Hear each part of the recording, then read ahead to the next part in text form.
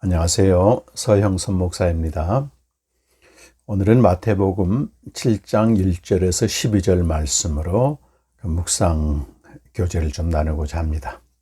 제목은 날마다 자아를 십자가에 못 박고 하나님이 주시는 좋은 것을 사모하다입니다. 마태복음 5장에서 7장까지는 예수 그리스도의 산상수훈입니다. 그 주제는 5장 20절에 나온 바와 같이 서기관과 바리새인들보다 더 나은 의입니다. 하나님의 나라의 백성이 따르는 이 더 나은 의는 그 본질이 이웃사랑, 소위 형제사랑입니다. 이것은 피상적으로 또는 문자적으로 지키는 율법이 아니고 영으로 지켜야 하는, 또 영으로만 지킬 수 있는 새 계명이 되겠습니다. 다시 말해 산상수훈의 계명들은 인간의 본래적인 힘과 의지로는 결코 지킬 수 없는 계명인 것입니다. 오늘 마태복음 7장에서는 5장에 이어 이웃사랑의 계명이 다시 주어집니다. 1절에서 한 6절은 비판하지 말라라는 말씀이고 7절에서 12절은 간절한 기도에 대한 계명이 되겠습니다. 예수께서는 모든 비판을 금하십니다.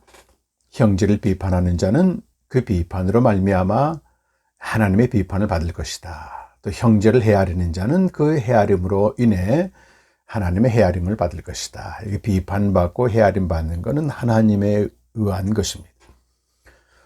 예수께서 형제를 비판하고 형제를 헤아리는 자들에게 이렇게 물으십니다. 3절입니다. 그러나 너는 내 형제의 눈 속에 있는 티는 보면서 내 눈 속에 있는 들보는 깨닫지 못하느냐?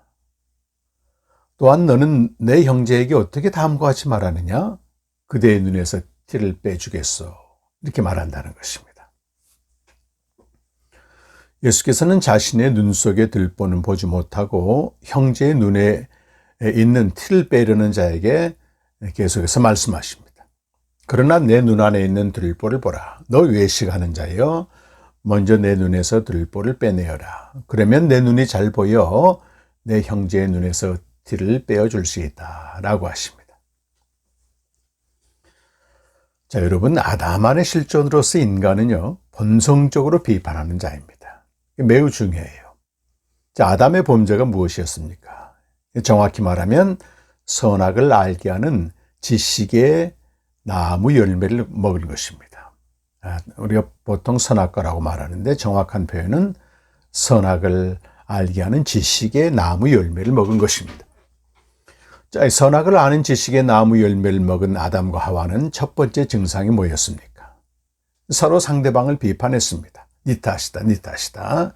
그리고 아담은 하나님이신 그 여자, 하나님까지 비판했습니다. 창세기 3장 12절 13절에 나오는 말씀입니다. 그리고 첫사람 아담이 범죄함으로 모든 사람이 죄를 지었습니다. 로마서 5장 12절 말씀이에요. 로마서 5장 13절 14절은 아담처럼 실제로 선악의 지식의 나무 열매를 먹지 않았어도 죄의 삭스로 사망 가운데 있다고 말씀하고 있습니다. 아담과 같은 죄를 지은 거죠. 이후에 모든 인간은 자신의 지식으로 다른 사람을 판단하고 비판하는 자가 되었습니다. 이건 본성이기 때문에 어찌할 수 없어요. 그래서 여기 비판하지 말라는 예수님의 말씀은 인간을 철저히 정죄하는 말씀입니다. 인간 존재, 인간 본성을 정죄하는 말씀이죠. 인간이 가진 이 선악의 지식은요, 유일하게 선하신 하나님의 지식과 대립합니다. 마태복음 19장 17절에 예수님께서는 선하신 이는 오직 한 분 하나님이시다라고 말씀하십니다. 그러므로 인간이 자기 지식으로 하는 비판이나 판단은 당장은 옳게 보이지만 결국 오류에 빠지게 됩니다. 잠언 14장 12절 말씀이에요. 어떤 길은 사람이 보기에 바르나 필경은 사망의 길이니라. 우리 인간의 판단은 당시에는 옳아 보여도 항상 오류로 끝납니다. 무엇보다 인간이 판단하고 비판하는 대상은 다른 인간이죠.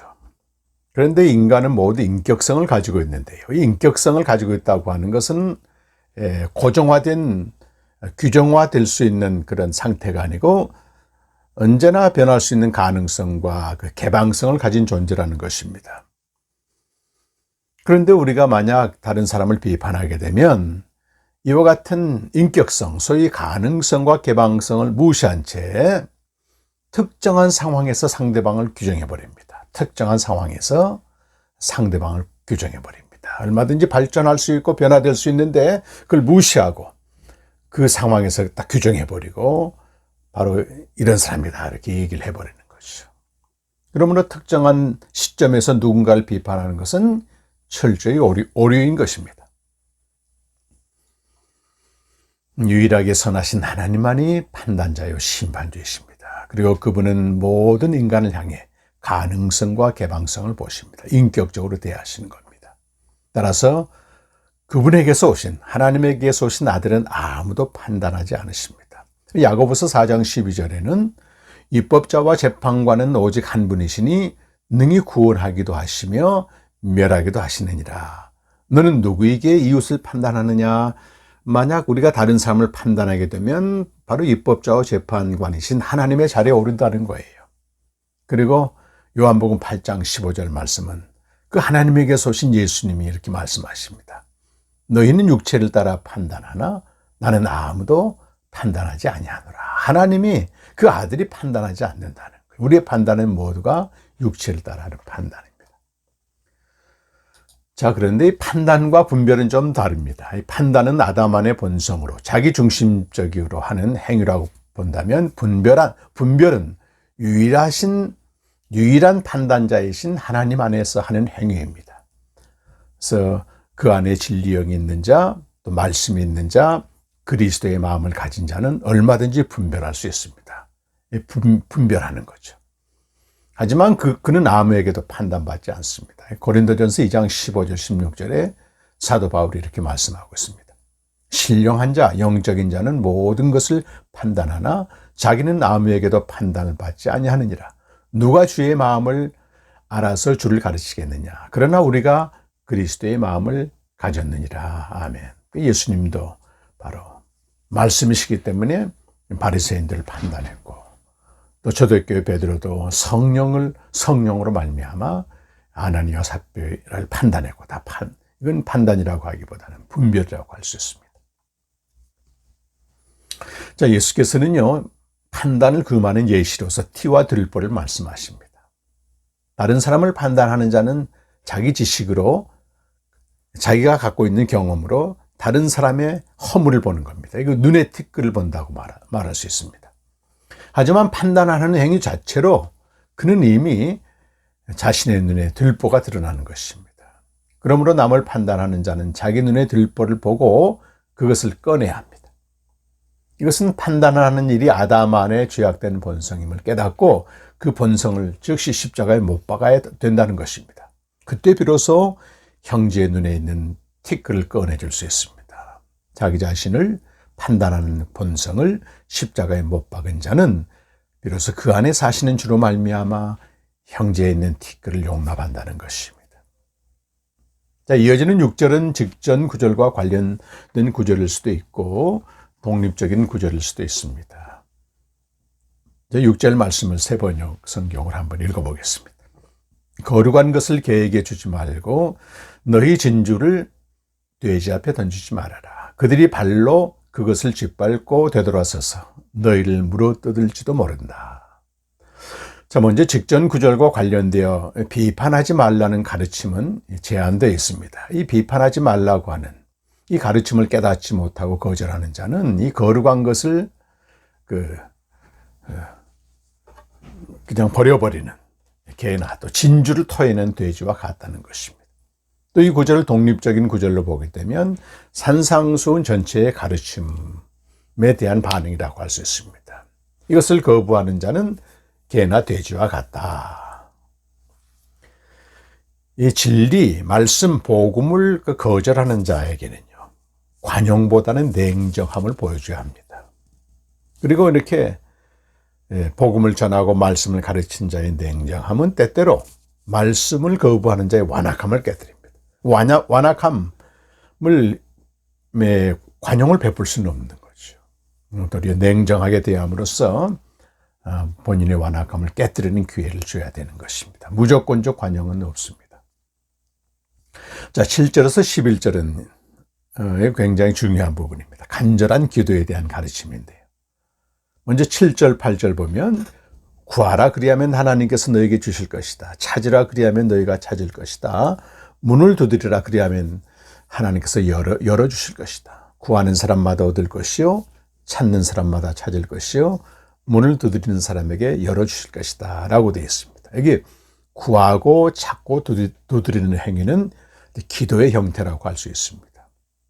이것은 지속적이고 굉장히 간절한 기도를 요구한다는 거죠. 그리고 이런 간절하고 지속적인 기도는 반드시 그 응답이 주어진다는 겁니다. 주실 것이다, 찾을 것이다, 열릴 것이다. 자, 그렇다면 우리가 무엇을 위해 기도해야 되겠습니까?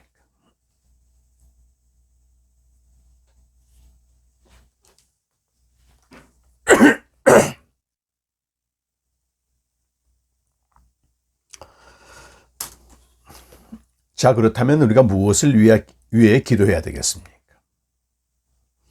6장 8절에 보시면 하나님께서는 우리가 구하기 전 우리의 필요를 전부 다 알고 계신다라고 말씀하고 있습니다. 그래서 우리가 간절히 기도할 것은 그의 나라와 그의 의를 위한 기도입니다. 6장 9절에서 13절 주님께서 가르치신 기도, 그리고 33절에서는 먼저 그의 나라와 그의 의를 구하라. 물론 우리가 때론 의심을 품고 기도할 수 있고 정욕을 위해서 기도할 수 있습니다. 기도를 아주 안 하는 것보다 차라리 이렇게 기도하는 게 나을 수 있습니다. 하나님이 이걸 정정해 주시거든요. 기도하지 않는 죄를 범하지 않는다. 사무엘 선지자가 얘기한 대로입니다. 자, 이렇게 우리가 그의 나라와 그의 의를 위한 기도를 하게 되면 하나님이 구하지 않은 우리 일상의 필요도 채워주신다는 것입니다. 자, 먼저 우리 믿는 자는 그 형식은 달라도요, 모양은 달라도 모두가 주를 위해 사는 자입니다. 로마서 14장 7절과 8절 말씀을 제가 한번 읽겠습니다. 우리 중에 누구든지 자기를 위하여 사는 자가 없고 자기를 위하여 죽는 자도 없도다. 우리가 살아도 주를 위하여 살고 죽어도 주를 위하여 죽나니 그러므로 사나 죽으나 우리가 주의 것이로다. 아멘. 자, 우리가 주를 위해 산다고 하는 거, 이걸 전제로 했을 때 먼저 우리가 구해야 할 것이 뭐겠습니까? 우리가 주님을 위해 사는데 우리에게 없는 게 있습니다. 하나님의 나라와 그의 의를 위한 그것을 위한 삶인데 우리에게는 없는 게 많아요. 부족한 것도 많습니다. 그래서 그의 나라와 주와 복음을 위해 살아가는 데서 필요한 힘과 지혜와 건강, 또 물질, 상황, 동역자 등 우리가 구해야 할 것이 매우 많습니다. 구하라는 겁니다. 우리에게 없는 거죠. 또 찾으라고 하는 것은 우리가 이전에 있었지만 잃어버린 걸 말합니다. 한때 하나님의 나라와 그 의로 충만했던 삶도 시간이 지나면서 말이죠, 언제든지 퇴색하고 잃어버릴 수 있습니다. 요한계시록 2장 4절 5절에 보시면 주님께서는 에베소 교회를 향하여 잃어버린 첫사랑을 회복하라고, 잃어버린 첫사랑을 찾으라고 명하십니다. 그렇습니다. 우리는 어제의 성령 충만으로 오늘을 살 수가 없습니다. 우리 역시 식어져 버린 첫사랑이 있을 것이고 또 잃어버린 복음의 열정이 있을 거고 말씀을 보아도 깨닫지 못하는 빛이 바랜 성령의 조명이 있을 것입니다. 이것을 찾으라고 하는 겁니다. 찾기 위해서 간구하라는 것입니다. 그리고 우리가 두드려야 할 것은 막힌 문입니다. 복음의 문이 막히고 또 인간의 힘으로 돌파할 수 없는 인생의 그 닫혀진 문 앞에서 우리는 두드려야 된다고 하는 것입니다. 우리가 분명 주를 위해서 알지만 앞뒤의 문이 꽉 막히고 절대적인 한계 상황에 봉착합니다. 그때 우리는 두드려야 합니다. 이것을 이제 강청하며 드리는 기도라고 할 수 있어요. 구하고 찾고 두드리라. 이게 누가복음 11장에서는 강청하며 드리는 기도입니다. 하나님과 관계, 벗됨으로 인해서 주는 게 아니고 강청함으로 내가 주겠다. 기도의 필요성을 강조하고 있는 것입니다.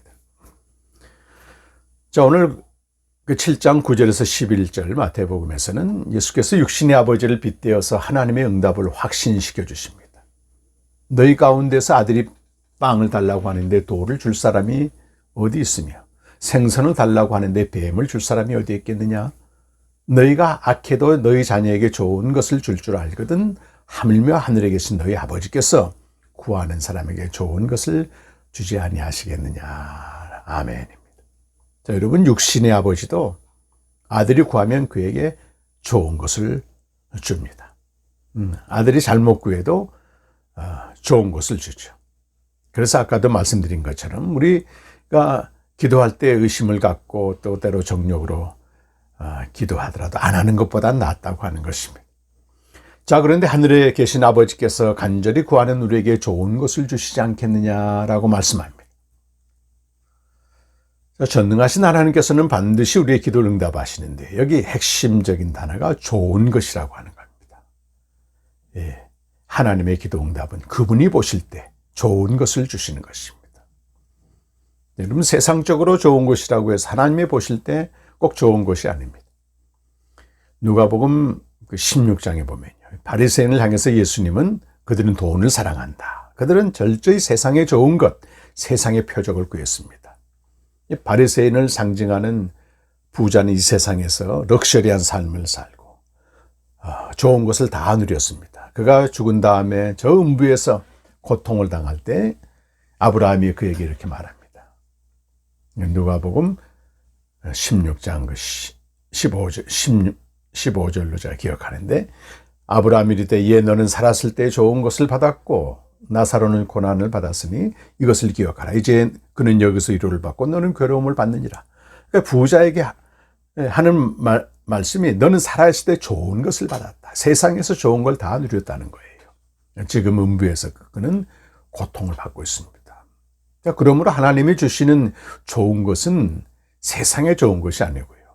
그건 다 사라지고 없어질 것입니다. 하나님이 주신 좋은 것은 영적인 것입니다. 그래서 누가복음 11장 13절에서는 이 하나님이 주신 좋은 것을 뭐라고 표현하냐면 성령으로 표현하고 있습니다. 구하는 자에게 내가 성령을 주지 않겠느냐. 마태복음에서는 좋은 것을 주지 않겠느냐. 이 불신자에게 좋은 것은 불타 없어질 세상 것이지만 신자에게 좋은 것은 하나님을 알게 하고 생명으로 살게 하고 생명을 주는 하나님을 더 깊이 아는 성령입니다. 성령. 야고보서 1장 18절에 보시면 내 사랑하는 형제들아, 16절에서 18절이죠. 내 사랑하는 형제들아 속지 말라. 온갖 좋은 은사와 온전한 선물이 다 위로부터 빛들의 아버지께로부터 내려오나니 그는 변함도 없으시고 회전하는 그림자도 없으시니라. 그가 피조물 중에 우리로 한천 열매가 되게 하시려고 자기의 뜻을 따라 진리의 말씀으로 우리를 낳으셨느니라. 진리의 말씀으로 우리를 낳으셨느니라. 우리를 아들 되게 하신 생명 주신 것이 하나님이 주신 가장 좋은 것이고 또 그 생명으로 살도록 성령을 주십니다. 로마서 8장 2절에 생명의 성령의 법 주시는 겁니다. 그리고 우리가 이렇게 구해서 하나님이 바로 이 성령 좋은 것을 주실 때 이 세상의 필요는 하나님이 더해 주시는 것입니다. 오늘 12절은 기도의 결론이자 황금률로 불리는데요.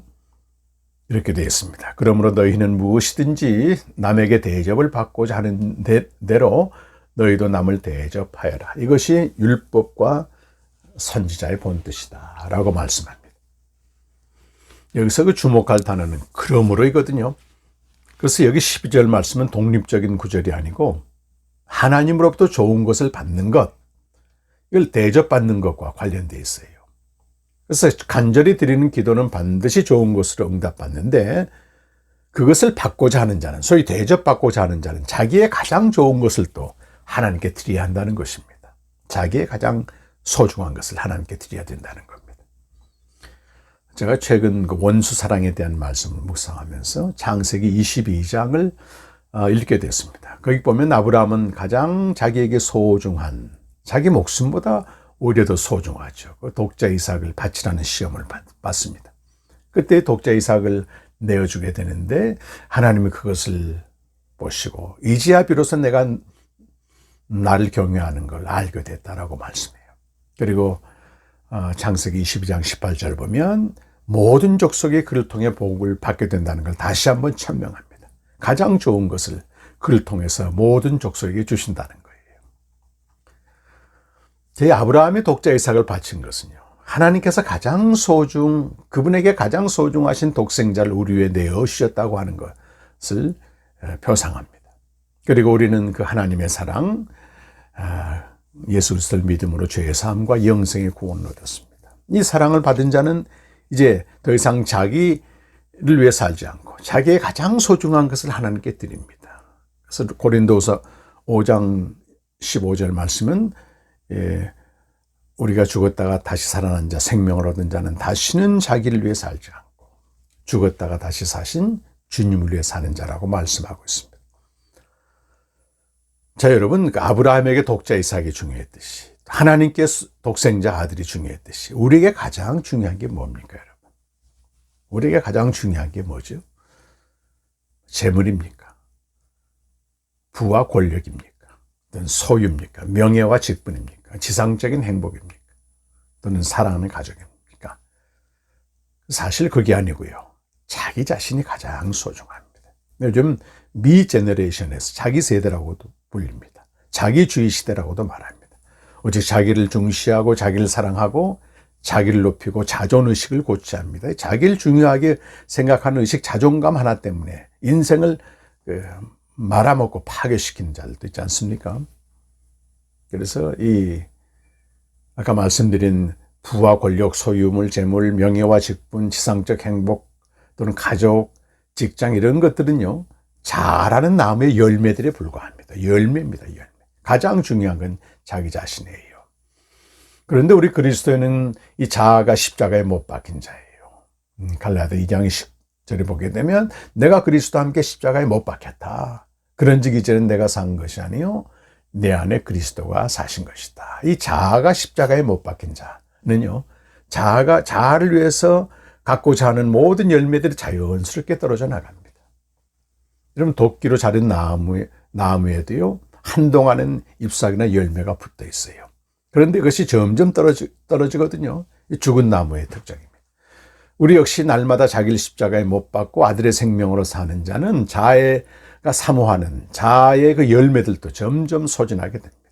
그런 자에게 하나님께서는 참으로 좋은 것, 하늘의 것으로 채워주십니다. 그래서 부자 청년에게 하신 말씀, 내 소유를 팔아 가난한 자들에게 주라. 네가 온전하고자 할진대 가서 내 소유를 팔아 가난한 자들에게 주라.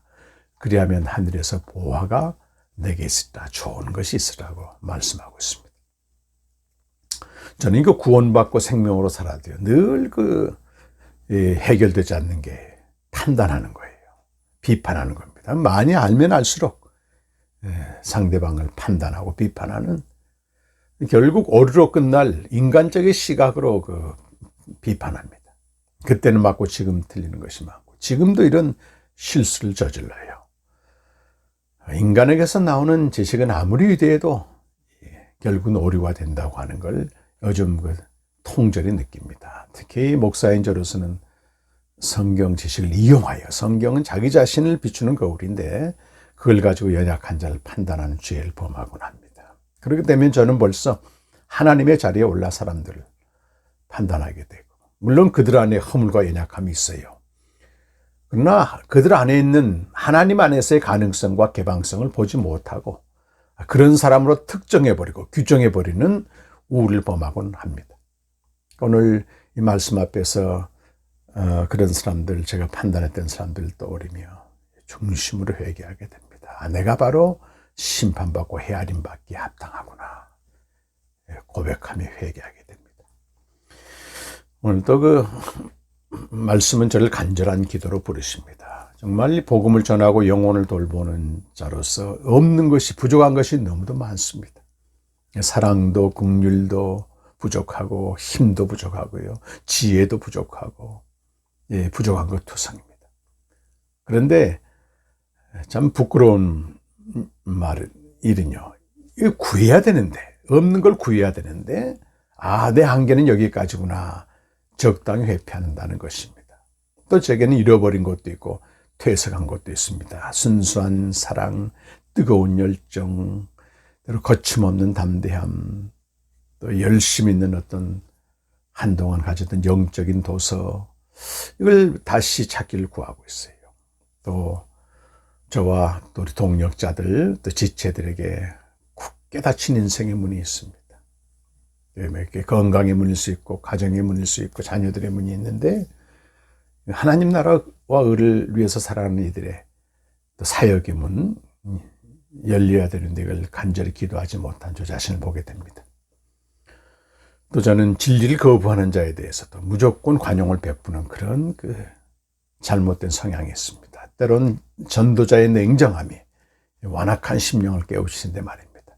거룩한 것을 그에게 주지 말고 진주를 그걸 삼키지도 못하는 돼지는 진주를 삼키지 못합니다. 주지 말아야 된다고 하는 것, 오직 진리에 붙들려 진리대로 행하기를 오늘도 간구합니다. 무엇보다 나의 자아를 십자가에 못 박을 때 이 자아에 주렁주렁 달린 이 존재물들이 날마다 좀 이렇게 소멸되고 쇠하고 사라지길 바랍니다. 그 방법밖에 없어요. 그때 세상에 좋은 것이 아니라 하나님이 주시는 좋은 것만을 사모하게 됩니다. 오늘 이 비판의 문제와 또 기도에 대한 가르침으로 다시 한번 제 영혼이 깨어나게 됩니다.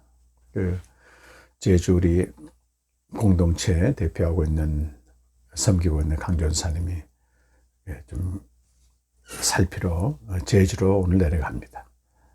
구하고 찾고 두드리는 우리에게 하나님이 보실 때 좋은 것을 주시기를 간절히 바라는 마음으로 갑니다.